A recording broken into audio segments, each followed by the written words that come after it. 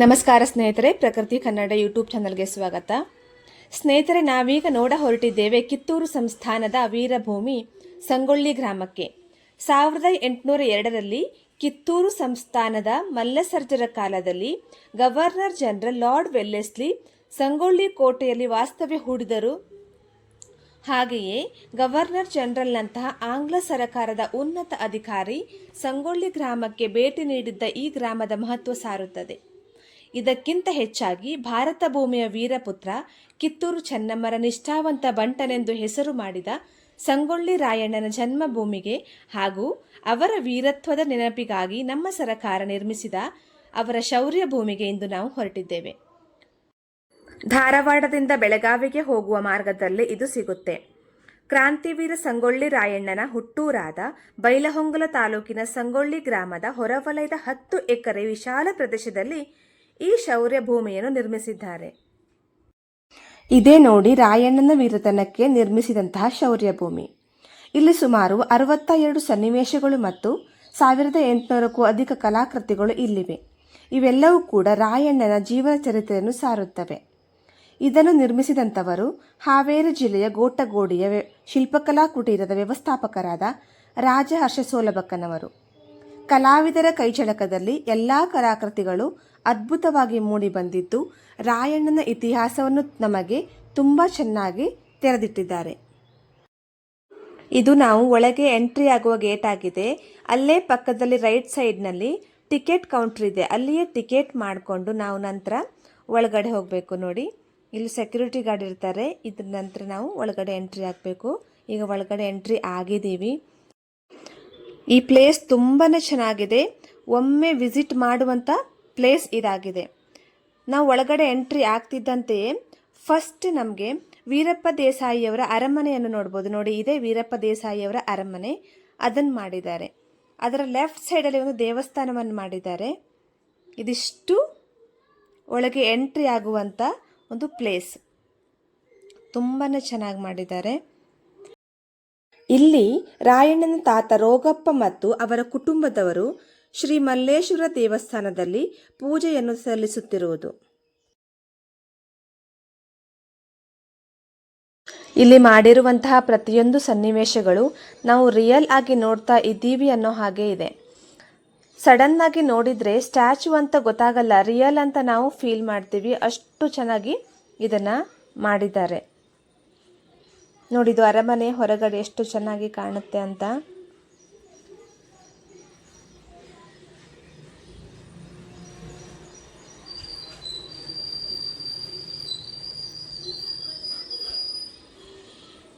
ಅರಮನೆ ಒಳಗೆ ಎಂಟ್ರಿ ಆಗ್ತಾ ಇದ್ದೀವಿ.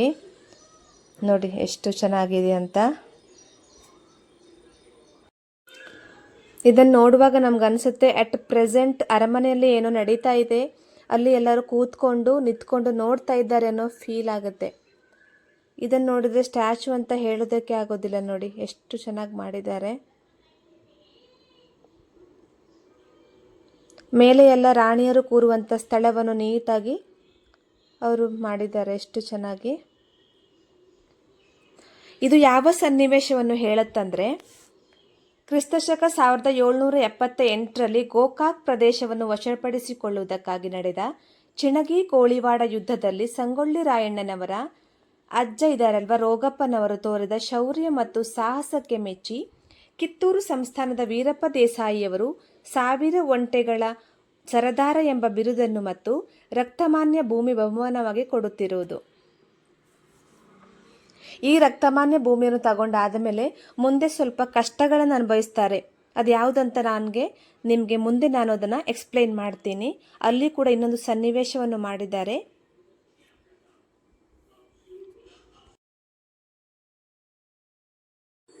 ಕಿತ್ತೂರು ದೊರೆ ಮಲ್ಲಸರ್ಜ ದೇಸಾಯಿಯವರ ಆಳ್ವಿಕೆಯಲ್ಲಿ ಕಿತ್ತೂರಿನ ನಾಡಿಗೆ ಕಂಟಕಪ್ರಾಯವಾಗಿದ್ದ ಹುಲಿಯೊಂದಿಗೆ ಹೋರಾಡುತ್ತಿರುವ ಸಂಗೊಳ್ಳಿ ರಾಯಣ್ಣನ ತಂದೆ ಭರಮಪ್ಪನವರು.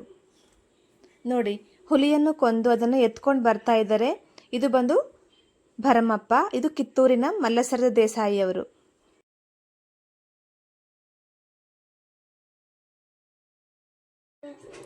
ಮಲ್ಲಸರ್ಜ ದೊರೆಯಿಂದ ಬಹುಮಾನ ಪಡೆದು ಬರುತ್ತಿರುವ ಭರಮಪ್ಪನವರನ್ನು ಸಂಗೊಳ್ಳಿ ಜನರು ಅದ್ಧೂರಿಯಿಂದ ಸ್ವಾಗತಿಸಿ ಮೆರೆಸುತ್ತಿರುವುದು. ಒಬ್ರು ತಾತ ಕುರಿಯನ್ನು ನೋಡ್ಕೊಳ್ತಾ ಇರೋದು ಎಷ್ಟು ಚೆನ್ನಾಗಿ ಬಂದಿದೆ. ನಿಜವಾದ ಕುರಿಗಳು ಅಲ್ಲಿ ಮೇಯ್ತಾ ಇದ್ದಾವೆ ಅನ್ನೋ ಹಾಗಿದೆ ನೋಡಿ. ಇದು ರಾಯಣ್ಣನವರ ತಾತನ ಮನೆ, ಅಂದರೆ ರೋಗಣ್ಣನವರ ಮನೆ ಇದು. ಕಿತ್ತೂರು ಸಂಸ್ಥಾನದಲ್ಲಿ ವೀರತನಕ್ಕೆ ಹೆಸರಾದ ಸಂಗೊಳ್ಳಿಯ ರೋಗಣ್ಣನವರ ಮನೆ ಜನಸೇವೆಯ ಕೇಂದ್ರವಾಗಿತ್ತು. ರೋಗಪ್ಪನವರು ನಾಟಿ ವೈದ್ಯನಾಗಿ, ಕೃಷಿಕನಾಗಿ ಕಾರ್ಯವನ್ನು ನಿರ್ವಹಿಸುತ್ತಿದ್ದರು. ಇಲ್ಲಿ ನೋಡಬಹುದು, ಎಲ್ಲರಿಗೆ ಮದ್ದನ್ನು ಕೊಡ್ತಾ ಇದ್ದಾರೆ, ಔಷಧಿಯನ್ನು ಅರಿತಾ ಇದ್ದಾರೆ. ಇಲ್ಲಿ ನೋಡಿ, ಕೊಟ್ಟಿಗೆಯಲ್ಲಿರುವ ದನಗಳು, ಅವರು ಕ್ಲೀನ್ ಮಾಡ್ತಾ ಇರುವವರು, ಕರು ಇದೆ, ಕೋಳಿಗಳನ್ನು ನೋಡಿದ್ರೆ ಆ ಕಡೆಯಿಂದ. ಹಾಗೆ ಇಲ್ಲಿ ಒಂದು ಮಹಿಳೆ ನೀರನ್ನು ತರುತ್ತಾ ಅವಳು ಒಂದು ಮಗುವನ್ನು ಎತ್ಕೊಂಡಿದ್ದಾರೆ. ತುಂಬಾ ಚೆನ್ನಾಗಿದೆ ನೋಡೋದಕ್ಕೆ ಸ್ನೇಹಿತರೆ. ಇದು ಏನಂದರೆ, ಭರಮಪ್ಪ ಮತ್ತು ಕೆಂಚಮ್ಮ ದಂಪತಿಗಳಿಗೆ ಜನಿಸಿದ ಗಂಡು ಮಗುವಿಗೆ ರಾಯಣ್ಣ ಎಂದು ನಾಮಕರಣ ಮಾಡಿ ತೊಟ್ಟಿಲಿಗೆ ಹಾಕುತ್ತಿರುವ ದೃಶ್ಯ.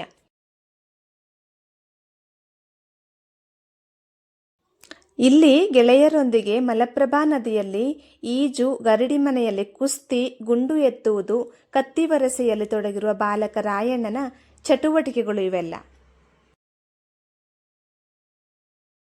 ಕುಸ್ತಿ ಪಂದ್ಯದಲ್ಲಿ ಆಡಿ ಆ ಸ್ಪರ್ಧೆಯಲ್ಲಿ ಗೆದ್ದು ಬಂದ ತರುಣ ರಾಯಣ್ಣ ಎಷ್ಟು ಚೆನ್ನಾಗಿ ಅದರಲ್ಲಿ ತೋರಿಸಿದಾರಂದರೆ ಪ್ರತಿಯೊಬ್ಬರು ನಿತ್ತು ನೋಡಿದ ಹಾಗೆ ಇದೆ ಅಲ್ಲಿ ನೋಡಿ. ಪ್ರೇಕ್ಷಕರು ನೋಡ್ತಾ ಇದ್ದಾರೆ. ಸ್ನೇಹಿತರೆ, ಇದಕ್ಕೆ ಹೇಳುವುದು ಅನಿಸುತ್ತೆ, ಕಲೆಗಾರನ ಕೈಚಳಕದಿಂದ ಕಲ್ಲಿಗೂ ಕೂಡ ಜೀವ ತುಂಬಬಹುದು ಎನ್ನುವುದಕ್ಕೆ ಇದೇ ಸಾಕ್ಷಿ. ಇದೊಂದು ಸಂಗೊಳ್ಳಿಯ ಅರಮನೆಯ ಚಿತ್ರಣ. ಅರಮನೆ ಒಳಗೆ ಹೋಗೋಣ. ಲಾಸ್ಟ್ ಒಂದು ಮಾಡಿದ್ರು ವೀರಪ್ಪ ದೇಸಾಯಿಯವರ ಅರಮನೆ. ಇದು ಸಂಗೊಳ್ಳಿಯ ಅರಮನೆ. ಇಲ್ಲಿ ಕುಸ್ತಿ ಸ್ಪರ್ಧೆಯಲ್ಲಿ ರಾಯಣ್ಣ ಗೆದ್ದಿರುವ ವಿಷಯ ತಿಳಿದು ಸಂಗೊಳ್ಳಿ ವಾಡೆಯಲ್ಲಿ ನೆಲೆಸಿದ್ದ ಮಲ್ಲಸರ್ಜ ದೊರೆಯ ಪಟ್ಟದ ರಾಣಿ ಚೆನ್ನಮ್ಮ ರಾಯಣ್ಣನನ್ನು ಕರೆದು ಅವರ ಕೈಗೆ ಖಡ್ಗ ನೀಡಿ ಗೌರವಿಸುತ್ತಿರುವುದು. ಸ್ನೇಹಿತರೆ, ನೀವೇನಾದರೂ ಹುಬ್ಬಳ್ಳಿ, ಧಾರವಾಡ ಅಥವಾ ಬೆಳಗಾಂ ಕಡೆ ಬಂದಾಗ ಈ ಪ್ಲೇಸನ್ನೊಮ್ಮೆ ವಿಸಿಟ್ ಮಾಡೋದನ್ನು ಮರಿಬೇಡಿ.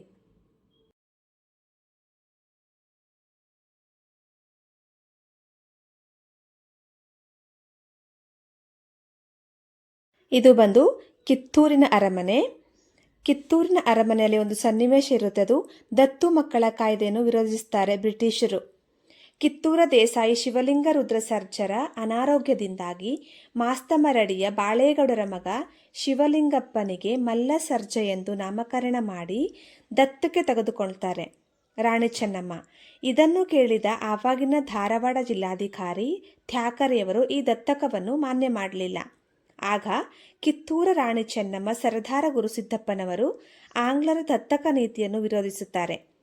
ಆಗ ಅಲ್ಲಿ ಸಂಗೊಳ್ಳಿ ರಾಯಣ್ಣನವರ ಒಂದು ಪ್ರತಿಕ್ರಿಯೆ ನೋಡಿ, ಆಕ್ರೋಶವಾಗಿರುತ್ತೆ ಆ ಪ್ರತಿಕ್ರಿಯೆ.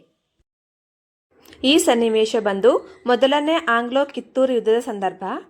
ಕಿತ್ತೂರು ಸಂಸ್ಥಾನದಲ್ಲಿ ದತ್ತು ಮಕ್ಕಳಿಗೆ ಹಕ್ಕಿಲ್ಲ ಈ ವಿಷಯಕ್ಕೆ ಮೊದಲನೇ ಆಂಗ್ಲೋ ಕಿತ್ತೂರು ಯುದ್ಧ ನಡೆಯುತ್ತೆ. ಇದು 1824 ಅಕ್ಟೋಬರ್ 23ರಂದು ನಡೆಯುತ್ತೆ. ಇದರಲ್ಲಿ ಆಗಿನ ಧಾರವಾಡದ ಜಿಲ್ಲಾಧಿಕಾರಿ ಥ್ಯಾಕರೆಯವರನ್ನು ಆಮಟೂರು ಬಾಳಪ್ಪ ಎಂಬ ವೀರನಿಂದ ಥ್ಯಾಕರೆಯ ಕೊಲೆಯಾಗುತ್ತೆ. ಹಾಗೆಯೇ ಇದರಲ್ಲಿ ಕಿತ್ತೂರಿಗೆ ಜಯವಾಗುತ್ತೆ. ಇದರಲ್ಲಿ ಕಿತ್ತೂರಿನ ಕೆಲವು ಮುಖಂಡರು ಕೂಡ ಕೊಲ್ಲಲ್ಪಡುತ್ತಾರೆ. ಅಲ್ಲಿ ನೋಡಿ, ಕಿತ್ತೂರು ರಾಣಿ ಚೆನ್ನಮ್ಮ ಮತ್ತು ಸಂಗೊಳ್ಳಿ ರಾಯಣ್ಣನವರು ಯುದ್ಧದಲ್ಲಿ ಪಾಲ್ಗೊಳ್ಳುವಂಥದ್ದು. ಸೂರ್ಯ ಮುಳುಗದ ಸಾಮ್ರಾಜ್ಯ ಎಂದು ಹೆಸರಾಗಿದ್ದ ಬ್ರಿಟಿಷ್ ಸಾಮ್ರಾಜ್ಯವು ಕನ್ನಡ ನೆಲದಲ್ಲಿ ರಾಣಿ ಚೆನ್ನಮ್ಮಳ ನೇತೃತ್ವದಲ್ಲಿ ನಡೆದಂತಹ ಯುದ್ಧದಲ್ಲಿ ಸೋತು ಶರಣಾಯಿತು.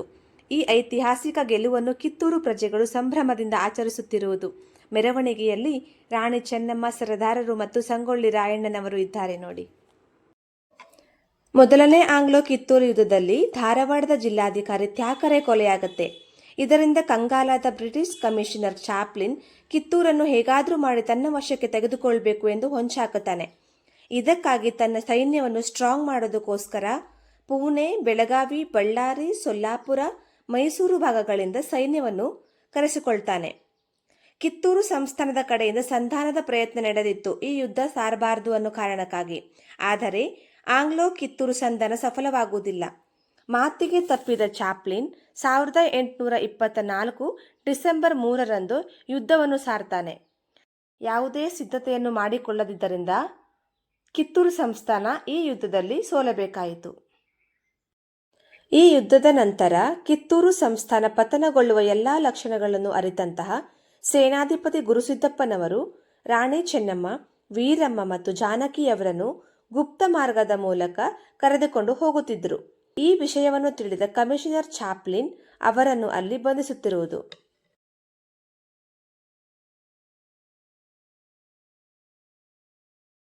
ಡೆಕ್ಕನ್ ಕಮಿಷನರ್ ಚಾಪ್ಲಿನ್ ಕಿತ್ತೂರು ಸಂಸ್ಥಾನವನ್ನು ವಶಪಡಿಸಿಕೊಂಡ ನಂತರ ಕಿತ್ತೂರಿನ ನಂದಿ ಧ್ವಜವನ್ನು ಇಳಿಸಿ ತಮ್ಮ ಯೂನಿಯನ್ ಜಾಕ್ ಬಾವುಟವನ್ನು ಹಾರಿಸಲು ಹೇಳ್ತಾರೆ. ನಂದಿ ಧ್ವಜದ ರಕ್ಷಣೆಗೆ ನಿಂತಿದ್ದ ರಾಯಣ್ಣನ ತಂದೆ ಭರಮಪ್ಪ ಅದನ್ನು ವಿರೋಧಿಸುತ್ತಾರೆ. ಆಗ ಆತನ ಎದೆಗೆ ಗುಂಡು ಹಾರಿಸಿ ನಂದಿ ಧ್ವಜವನ್ನು ಭರಮಪ್ಪನ ಮೇಲೆ ಎಸೆಯುತ್ತಾರೆ. ಸುದ್ದಿ ತಿಳಿದಂಥ ರಾಯಣ್ಣನವರು ಓಡಿ ಬರುತ್ತಾರೆ. ಆವಾಗ ಬ್ರಿಟಿಷರು ರಾಯಣ್ಣನನ್ನು ಬಂಧಿಸುತ್ತಾರೆ. ಇದು ಬಂದು ರಾಯಣ್ಣನವರನ್ನು ಮತ್ತು ಅವರ ಸಂಗಡಿಗರನ್ನು ಧಾರವಾಡದ ಜೈಲಿನಲ್ಲಿ ಇಟ್ಟಿರುವಂಥದ್ದು. ಕಿತ್ತೂರಿನ ಸೈನಿಕರ ಮೇಲೆ ಯಾವುದೇ ಆರೋಪವನ್ನು ಸಾಬೀತುಪಡಿಸಲು ಬ್ರಿಟಿಷ್ ಅಧಿಕಾರಿಗಳು ವಿಫಲರಾಗುತ್ತಾರೆ.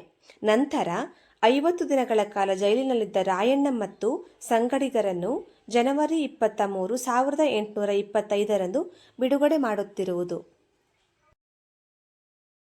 ಕಿತ್ತೂರಿನ ಯುದ್ಧದಲ್ಲಿ ಬಂಧಿತರಾದ ರಾಣಿ ಚೆನ್ನಮ್ಮ, ವೀರಮ್ಮ ಮತ್ತು ಜಾನಕಿ ಅವರನ್ನು ಧಾರವಾಡ ಜಿಲ್ಲಾಧಿಕಾರಿ ನಿವಾಸದಲ್ಲಿ ಗೃಹ ಬಂಧನದಲ್ಲಿ ಇಟ್ಟಿದ್ದರು. ಕಿತ್ತೂರು ಸಂಸ್ಥಾನ ಬ್ರಿಟಿಷ್ ಆಡಳಿತಕ್ಕೆ ಸೇರಬೇಕಾದ ಕ್ರಮಗಳನ್ನು ಕೈಗೊಂಡರು. ನಂತರ ಅವರನ್ನು ಬೈಲಹೊಂಗಲ ಗೃಹ ಬಂಧನಕ್ಕೆ ಸ್ಥಳಾಂತರ ಮಾಡಲಾಗುತ್ತದೆ. ಈ ಮಧ್ಯೆ ರಹಸ್ಯ ಮಾತುಕತೆಗಾಗಿ ಸಂಗೊಳ್ಳಿ ರಾಯಣ್ಣ ಜಂಗಮ ವೇಷದಲ್ಲಿ ರಾಣಿಯರಿಗೆ ಭೇಟಿ ನೀಡುತ್ತಿರುವುದು. ಸಂಗೊಳ್ಳಿ ರಾಯಣ್ಣ ಮತ್ತು ಅವರ ಸಂಗಡಿಗರು ಪಶ್ಚಿಮ ಘಟ್ಟದ ಕಾಡಿನ ಮಧ್ಯದಲ್ಲಿರುವ ಒಂದು ಗುಹೆಯಲ್ಲಿ ವಾಸ ಮಾಡುತ್ತಾರೆ.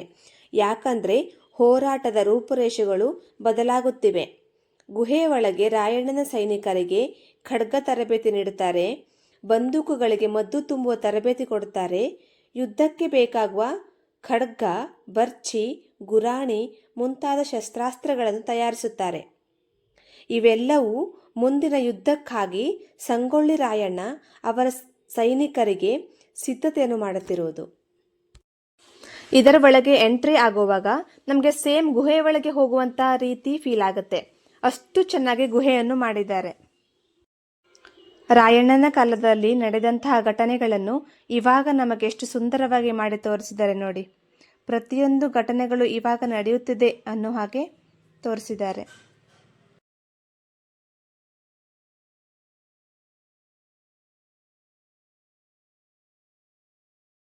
ಬೈಲಹೊಂಗಲ ಗೃಹಬಂಧನದಲ್ಲಿ ರಾಣಿ ಚೆನ್ನಮ್ಮ ಫೆಬ್ರವರಿ 2, 1829 ಲಿಂಗೈಕ್ಯರಾಗುತ್ತಾರೆ. 4 ವರ್ಷ 8 ತಿಂಗಳು ಗೃಹಬಂಧನದಲ್ಲಿದ್ದು ಪ್ರತಿನಿತ್ಯ ರಾಣಿ ಚೆನ್ನಮ್ಮ ಕಿತ್ತೂರು ಸ್ವಾತಂತ್ರ್ಯದ ಕನಸು ಕಾಣುತ್ತಾ ಕೊನೆಯುಸಿರು ಎಳೆಯುತ್ತಾರೆ. ಆಂಗ್ಲರ ವಿರುದ್ಧ ಯುದ್ಧದ ಸಿದ್ಧತೆಯಲ್ಲಿದ್ದ ರಾಯಣ್ಣ ಮತ್ತು ಸಂಗಡಿಗರು ಮಾರುವೇಷದಲ್ಲಿ ಚೆನ್ನಮ್ಮರ ಸಮಾಧಿಗೆ ಬಂದು ನಮಿಸಿ ಪುನಃ ಕಿತ್ತೂರು ಸಂಸ್ಥಾನ ಸ್ಥಾಪಿಸುವುದಾಗಿ ಪ್ರತಿಜ್ಞೆ ಮಾಡುತ್ತಾರೆ. ಸಂಪಗಾವ ಕಚೇರಿಯಲ್ಲಿ ರಾಯಣ್ಣನ ಬಂಧನ. ಇನಾಂ ಭೂಮಿಗೆ ರಾಯಣ್ಣನು ಕಂದಾಯ ಕಟ್ಟಲು ನಿರಾಕರಿಸುವ ಮೂಲಕ ಇನಾಂ ಕಾಯ್ದೆಗೆ ವಿರೋಧ ಮಾಡುತ್ತಾರೆ. ಇದರಿಂದ ಸಿಟ್ಟುಗೊಂಡ ಅಮಲ್ದಾರ ಆತನನ್ನು ಬಂಧಿಸಲು ಸೂಚಿಸುತ್ತಾನೆ. ಅಮಲ್ದಾರರ ಆದೇಶದಂತೆ ಪೊಲೀಸರು ರಾಯಣ್ಣನನ್ನು ಬಂಧಿಸಿ ಒಯ್ಯುತ್ತಿರುವುದು. ರಾಯಣ್ಣನ ಬಂಧನವಾದ ಸುದ್ದಿಯನ್ನು ತಿಳಿದಂತಹ ಕುಲಕರ್ಣಿ ಬಾಳಪ್ಪ ತಳವಾರ ಇನಾಂ ಕಾಯ್ದೆ ಪ್ರಕಾರ ಕಂದಾಯ ಕೊಡುವಂತೆ ಪೀಡಿಸಿದನು. ಆಗ ಕೆಂಚಮ್ಮ ನಮ್ಮ ಮನೆತನದ ಪೂರ್ವಜರು ಶೌರ್ಯದಿಂದ ಪಡೆದಂತಹ ಇನಾಂ ಭೂಮಿಗಳ ಕಂದಾಯ ಕೊಡುವುದಿಲ್ಲ ಎಂದು ನಿರಾಕರಿಸುತ್ತಾಳೆ. ಈ ಇನಾಂ ಭೂಮಿ ಯಾವುದೆಂದರೆ ವೀರಪ್ಪ ದೇಸಾಯಿಯವರು ರಾಯಣ್ಣನ ತಾತನಿಗೆ ಕೊಟ್ಟಂತ ರಕ್ತಮಾನ್ಯ ಭೂಮಿ.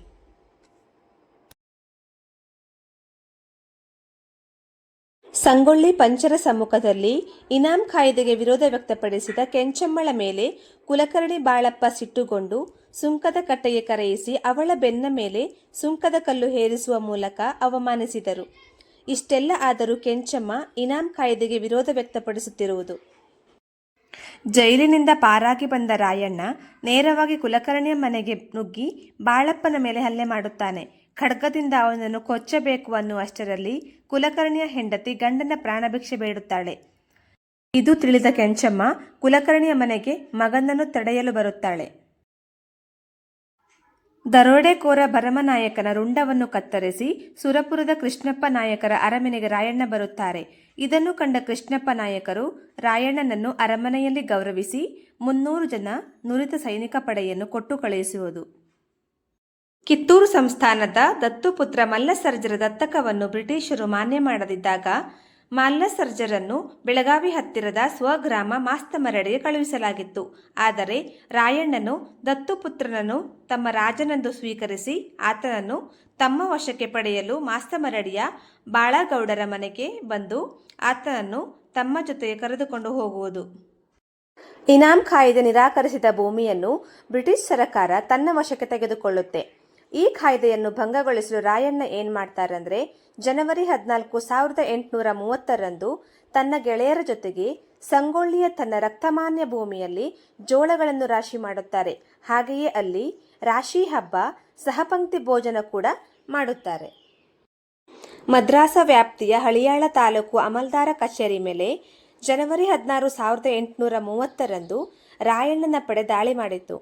ಕಂದಾಯದ ಹಣ ಲೂಟಿ ಮಾಡಿ ಕಾಗದ ಪತ್ರಗಳ ಸಮೇತ ಕಚೇರಿಗೆ ಬೆಂಕಿ ಹಚ್ತಾರೆ.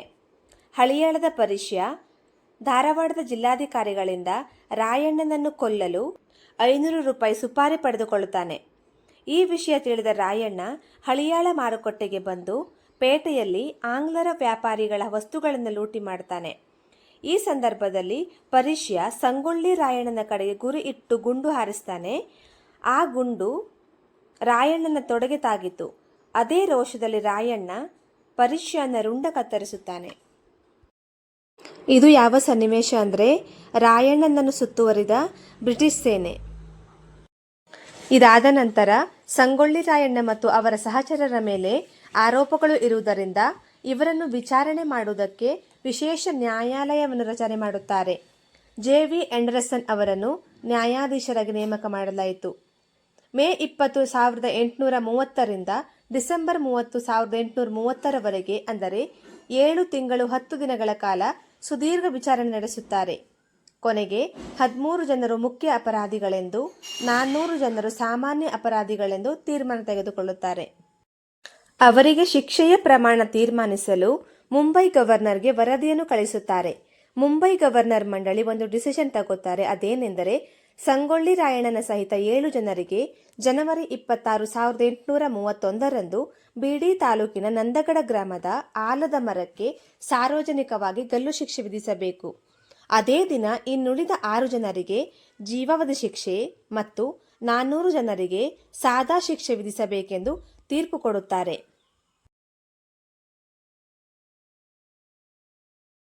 ರಾಯಣ್ಣನ ಕೊನೆ ದಿನ ಬಂದೇ ಬಿಟ್ಟಿತು.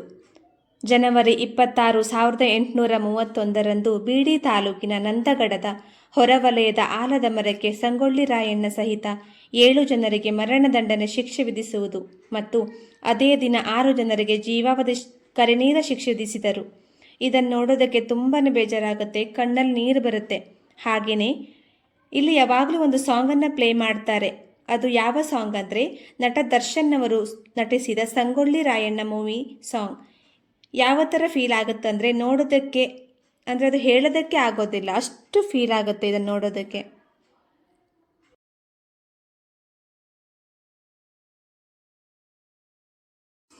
ಬೀಡಿ ತಾಲೂಕಿನ ನಂದಗಡದಲ್ಲಿ ಬಿಚ್ಚುಗತ್ತಿ ಚೆನ್ನಬಸಪ್ಪನ ಜೊತೆಗೆ ಸಂಗೊಳ್ಳಿ ಮತ್ತು ನಂದಗಡದ ಜನರು ಸೇರಿಕೊಂಡು ಸಂಗೊಳ್ಳಿ ರಾಯಣ್ಣನ ಪಾರ್ಥಿವ ಶರೀರವನ್ನು ವಿಧಿವತ್ತಾಗಿ ಸಮಾಧಿ ಮಾಡಿದರು. ಈ ಸಂದರ್ಭದಲ್ಲಿ ರಾಯಣ್ಣನ ತಾಯಿ ಕೆಂಚಮ್ಮ ಮತ್ತು ಕುಟುಂಬದ ಸದಸ್ಯರು ಉಪಸ್ಥಿತರಿದ್ದರು. ತನ್ನ ಆತ್ಮೀಯ ಗೆಳೆಯನ ಅಮರನಾಗಿ ಉಳಿಯಬೇಕೆಂದು ಆತನ ಸಮಾಧಿ ಮೇಲೆ ಆಲದ ಸಸಿ ನೆಟ್ಟು ಅಂತಿಮ ನಮನ ಸಲ್ಲಿಸುತ್ತಿರುವುದು. ಹಾಗೆಯೇ ಬಿಚ್ಚುಗತ್ತಿ ಚೆನ್ನಬಸಪ್ಪನಿಂದ ಪ್ರತಿದಿನ ಸಮಾಧಿಗೆ ಪೂಜೆ ಸಲ್ಲಿಸುವ ಸಂಪ್ರದಾಯ ಪ್ರಾರಂಭವಾಗುತ್ತೆ. ಈ ಪರಂಪರೆಯನ್ನು ನಂದಗಡದ ಚವ್ಹಾಣ ಮನೆತನದವರು ಪ್ರತಿನಿತ್ಯ ಸಮಾಧಿಗೆ ಪೂಜೆ ಸಲ್ಲಿಸುತ್ತಾರೆ. ಸಂಪಗಾವ ತಾಲೂಕಿನ ಸಂಗೊಳ್ಳಿ ಗ್ರಾಮದಲ್ಲಿ ಕೆಂಚಮ್ಮ ಮತ್ತು ಬಿಚ್ಚುಗತ್ತಿ ಚೆನ್ನಬಸಪ್ಪ ಮುಂತಾದವರು ಸಂಗೊಳ್ಳಿ ರಾಯಣ್ಣ ಕುಳಿತುಕೊಳ್ಳುತ್ತಿದ್ದ ಕಟ್ಟೆಗೆ ಸಂಗೊಳ್ಳಿ ರಾಯಣ್ಣ ಕಟ್ಟೆ ಎಂದು ನಾಮಕರಣ ಮಾಡಿದರು. ಕಟ್ಟೆಯ ಮೇಲೆ ಆತನು ಕುಸ್ತಿ ತಾಲೀಮಿಗೆ ಬಳಸಿದ ಲೋಡು ಮತ್ತು ಶಕ್ತಿಗಳು ಪ್ರತಿಷ್ಠಾಪಿಸಿದರು. ಅವುಗಳಿಗೆ ಪೂಜೆ ಸಲ್ಲಿಸುವ ಮೂಲಕ ದಿನಕರ್ಮ ನೆರವೇರಿಸುತ್ತಿರುವುದು. ಸಂಗೊಳ್ಳಿ ಗ್ರಾಮದ ಡೊಳ್ಳಿನ ಮನೆತನದವರು ಲೋಡು ಮತ್ತು ಶಕ್ತಿಗಲ್ಲಿನ ಮೂರ್ತಿಗೆ ಪ್ರತಿನಿತ್ಯ ಪೂಜೆ ಸಲ್ಲಿಸುತ್ತಾರೆ. ಸ್ವಾತಂತ್ರ್ಯ ಹೋರಾಟಗಾರರು ನಮ್ಮ ದೇಶವನ್ನು ಬ್ರಿಟಿಷರಿಂದ ಮುಕ್ತಗೊಳಿಸಲು ಬಹಳಷ್ಟು ಕಷ್ಟಪಟ್ಟಿದ್ದರು. ಜೈಲಿಗೆ ಹೋದರು, ಕೆಲವರು ತಮ್ಮ ಪ್ರಾಣವನ್ನು ಕಳೆದುಕೊಂಡರು. ಅವರು ಹೋರಾಟ ಮಾಡಿದ್ದು ನಮಗಾಗಿ ಮತ್ತು ನಾವು ಅವರನ್ನು ಗೌರವಿಸಬೇಕು. ಅವರ ತ್ಯಾಗವನ್ನು ಮರೆಯಬಾರದು. ನಾವು ಸದಾ ಸತ್ಯ ಧರ್ಮದ ಹಾದಿಯಲ್ಲಿ ನಡೆಯಬೇಕು. ಸ್ನೇಹಿತರೆ, ಇವತ್ತಿನ ಈ ವಿಡಿಯೋದಲ್ಲಿ ನಾನು ಸಂಗೊಳ್ಳಿ ರಾಯಣ್ಣನ ಶೌರ್ಯ ಭೂಮಿಯನ್ನು ನಿಮಗೆ ತೋರಿಸುವ ಮತ್ತು ರಾಯಣ್ಣನ ಲೈಫ್ ಸ್ಟೋರಿಯನ್ನು ಸ್ವಲ್ಪ ಮಟ್ಟಿಗೆ ಹೇಳುವ ಸಣ್ಣ ಪ್ರಯತ್ನ ಮಾಡಿದ್ದೇನೆ. ಏನಾದರೂ ತಪ್ಪಿದ್ದರೆ ಕ್ಷಮೆ ಇರಲಿ. ಈ ವಿಡಿಯೋ ನಿಮಗೆ ಇಷ್ಟವಾದರೆ ನಮ್ಮ ಚಾನಲನ್ನು ಸಬ್ಸ್ಕ್ರೈಬ್ ಮಾಡಿ, ಲೈಕ್ ಮಾಡಿ ಮತ್ತು ಶೇರ್ ಮಾಡಿ. ಧನ್ಯವಾದಗಳು.